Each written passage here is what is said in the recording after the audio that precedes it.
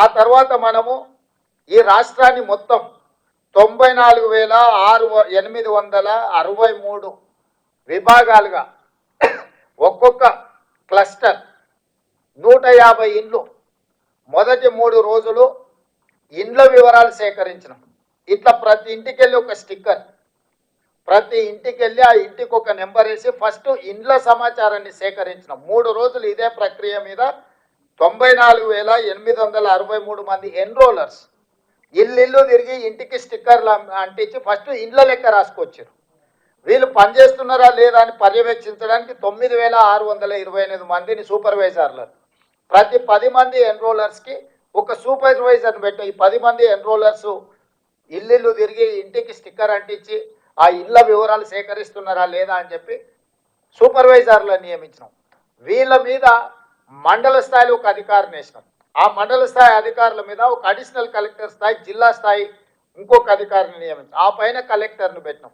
అంటే collector, additional collector, మండల స్థాయి అధికారి, ప్రతి 10 మంది ఎన్రోలర్స్కి ఒక సూపర్వైజరు, ఆ కింద ప్రతి 150 ఇళ్లకు ఒక ఎన్రోలర్. ఇంత వ్యవస్థను పక్కడబందిగా 1,03,889 మందిని ఈ ప్రక్రియలో భాగస్వాములను చేసినాము.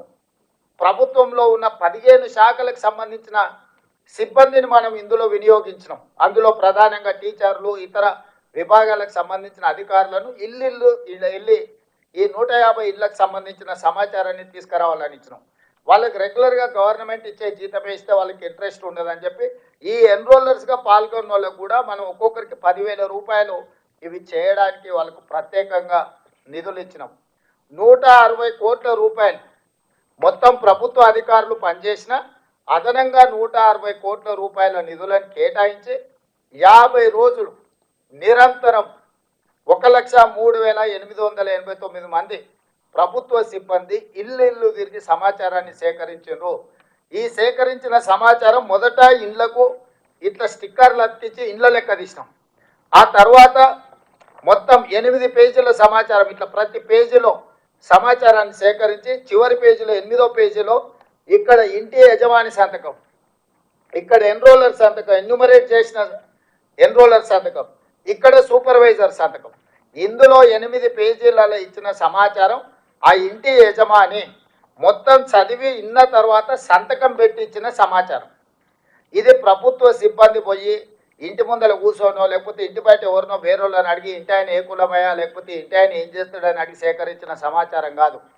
ఇవాళ ఇక్కడ ఉన్న మిత్రులందరికీ 8 పేజీలల్లా ప్రతి కాలం 57 కాలమ్స్ ఉన్నాయి. దీంట్లో ప్రతి కాలం ఇంటి యజమాని ఇచ్చిన సమాచారంతో పాటు ఇంటి యజమాని సంతకం తీసుకొని వాళ్ళ మొబైల్ నెంబర్ తీసుకొని సేకరించిన ఎన్యూమరేటర్ సంతకం పెట్టి ఈ ఎన్యూమరేటర్ మీద ఉన్న సూపర్వైజర్ సంతకం పెట్టి ప్రతి 150 ఇళ్లకు సంబంధించిన సమాచారాన్ని క్రోడీకరించి కంప్యూటరీకరించినము.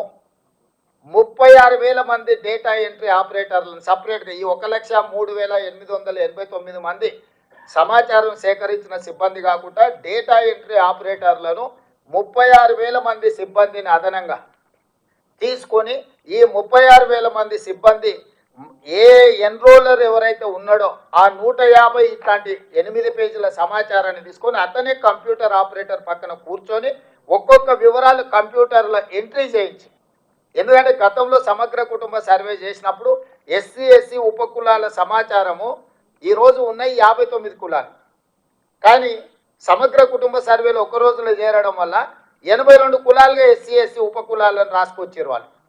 ఎందుకు 82 కులాలు వచ్చినా నేను స్టడీ చేసిన 82 ఎందుకుంది. మోచి MOCHI ఆ కులం, కానీ కొందరు ముచ్చి అని రాసిన పోయినాడు MUCHI అని రాసిన. ఆ కంప్యూటర్ కొట్టేటోడు మోచిని ఒక కులం కింద కొట్టిండు, ముచ్చి ఇంకొక కులం కింద కొట్టిండు.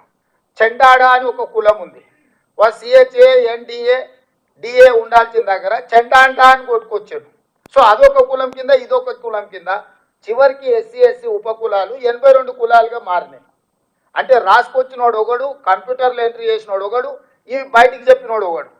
ఎవరికి పొంతం లేకపోవడంతో సమగ్ర కుటుంబ సర్వే చంద్రశేఖరరావు ఏదైతే లెక్కలు చెప్తున్నాడో తప్పుడు లెక్కలుగా, అర్థం పర్థం లేని లెక్కలుగా మారి అవి బయట పెడితే వాళ్ళ పరువు పోతుంది. ప్రభుత్వం చేసిన ఆనాటి ప్రభుత్వం చేసిన మొత్తం వ్యవహారం అంతా ప్రజలకు అర్థమవుతుందని ఇంకా అది ఆయన్నే సిగ్గుతోని లోపల దాచిపెట్టుకొని ఎన్నికలు వచ్చినప్పుడు ఆయనకు వాడుకున్నాడు. అందుకే బయట పెట్టలే.